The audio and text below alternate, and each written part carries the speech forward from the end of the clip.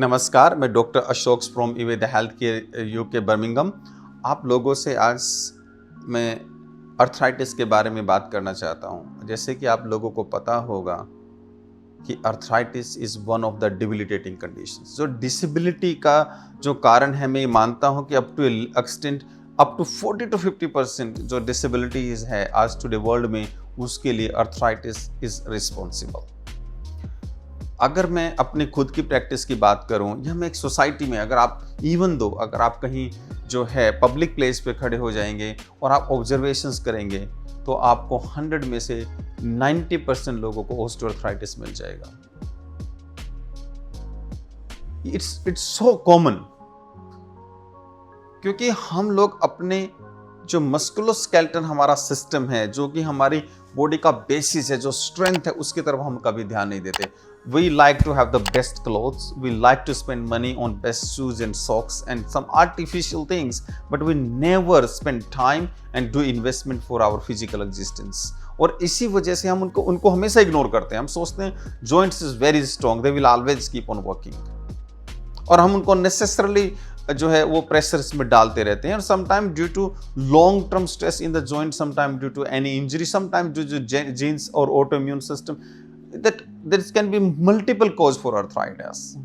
And usually जो arthritis है वो दो तरह से manifest करता है। One, osteoarthritis, जिसके अंदर degeneration ज़्यादा होती है, wear and tear होती है, पेन थोड़ा माइल्ड रहता है, डे टू डे लाइफ में आप काम करते रहते हैं, बट आपकी बॉडी पूरी स्टिफ हो जाती है, जॉइंट स्टिफ हो जाते हैं। जब आप रेस्टिंग में जाते हैं तो उठ के आपको काम करने की इच्छा शक्ति नहीं रहती, बट आप जब काम करने लग जाते हैं तो आप थोड़ा सा रेगुलर अपने आप को मेंटेन करते हैं, और तो आपकी जैसे जैसे बॉडी वार्म अप होती है, आपकी फ्लेक्सिबिलिटी बढ़ती है, मूवमेंट बढ़ती है, तो आपका दिन निकल जाता है। बट जैसे ही आप रेस्टिंग में जाएंगे, आपका मन नहीं करेगा दोबारा आप जो है कोई भी किसी भी तरह का काम करें, और आपकी बॉडी एकदम स्टिफ हो जाएगी। दूसरा जो अर्थराइटिस है उसमें मेनली आपका इम्यून सिस्टम, ऑटोइम्यून सिस्टम, जो आपका इम्यून सिस्टम है वो इन्वॉल्व होता है। वो आपकी बॉडी के जो जॉइंट होते हैं पार्टिकुलरली, उन पे अटैक करना, आपका जो अपना इम्यून सिस्टम है उन पे अटैक करना स्टार्ट कर देता है। जैसे उन पे अटैक करता है तो इन्फ्लेमेशन कर देता है, पेन होता है, बहुत सीवियर पेन होता है। वो उन जॉइंट का यूटिलाइज नहीं कर पाते, ना करने की वजह से मसल की एट्रोफी होने लग जाती है। उसके साथ साथ बेंडिंग स्टार्ट हो जाती है जॉइंट्स की, क्योंकि मसल्स आपकी जॉइंट को सपोर्ट नहीं कर पा रही है। स्मॉल जॉइंट्स में इन्फ्लेमेशन रहती है, जॉइंट्स आपके फिक्स हो जाते हैं।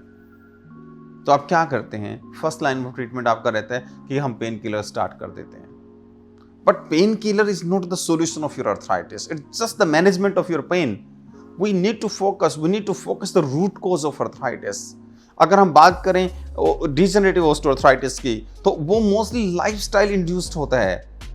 हमारा लाइफस्टाइल सेडेंटरी होता है, डाइट नहीं होती, डाइट में शुगर कंटेंट बहुत ज़्यादा होता है, या हमें कभी इंजरी हो जाती है, हमारा वेट गेन हो जाता है, हमारा जॉइंट्स अच्छे से हमारा वेट को सपोर्ट नहीं कर पाते। Multiple cause of it. Obviously it's not a life threatening condition and it have a multiple cause, but it's very debilitating in condition. Imagine how much money people has to spend to get the joint replacement surgery done, and still you can't get the same joint. It's difficult, you can't beat the nature.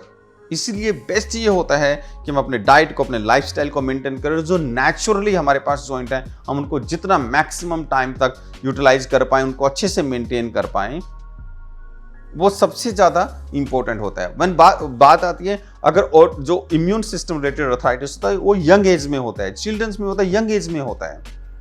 वो आपके immune system से related है, वो आपके body के अंदर coded है। वो जब वो जीन्स वो कोड मैनिफेस्ट करेंगे तो आपको इन्फ्लेमेशन हो जाएगी। जब आपको इन्फ्लेमेशन हो जाएगी बॉडी में तो डिजेनरेशन हो जाएगी और आपको मसल एट्रोफी हो जाएगी, तो आप उस जॉइंट को अच्छे से यूटिलाइज नहीं कर सकते। जो रूमेटॉइड अर्थराइटिस है, that is also one of the major cause of disability in the world today. और अगर आप इन चीज़ों को एड्रेस करना चाहते हैं तो सबसे पहला इंपॉर्टेंट कोज है अपना डाइजेस्टिव सिस्टम को बैलेंस कीजिए, अपनी डाइट को इंप्रूव कीजिए, अपनी स्लीप को इंप्रूव कीजिए, अपने स्ट्रेस फैक्टर को मैनेज कीजिए। अगर बॉडी के अंदर इन्फ्लेमेशन स्टार्ट हो गई है तो इनिशियल स्टेजेस पे आर्थोवेदा जैसे सप्लीमेंट्स जो हैं वो आप स्टार्ट कर सकते हैं, क्योंकि instead of taking the pain killer at a very initial stages, I always suggest, मैं हमेशा ये कोशिश करता हूँ, ये समझाता हूँ कि आप लोगों को नेचुरल लाइफस्टाइल को पहले फेज में अडेप्ट करना चाहिए। अगर आपकी डिजीज इतना सीवियर अग्रेसिव है, वो नेचुरल डाइट, लाइफस्टाइल और सप्लीमेंट से कंट्रोल नहीं हो रही है, then there is no problems to add the conventional medicine, but let's start treating and controlling and managing your problems and your pain by natural means. If you need, then obviously you can integrate the conventional medicine along with it. और specifically arthritis के अंदर हम बात करें, autoimmune arthritis के अंदर आपके diet का बहुत बड़ा रोल है। आम का पाचन, healthy digestive system, plant based diet, sleeping on time play a great role in the process of healing of specifically autoimmune based arthritis.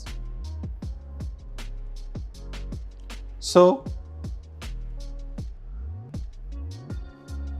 today let's create awareness and make a decision with yourself and make the commitments with yourself that we going to make people aware about arthritis, helps them to recover, guide them how they can recover, helps them to restore their normal health.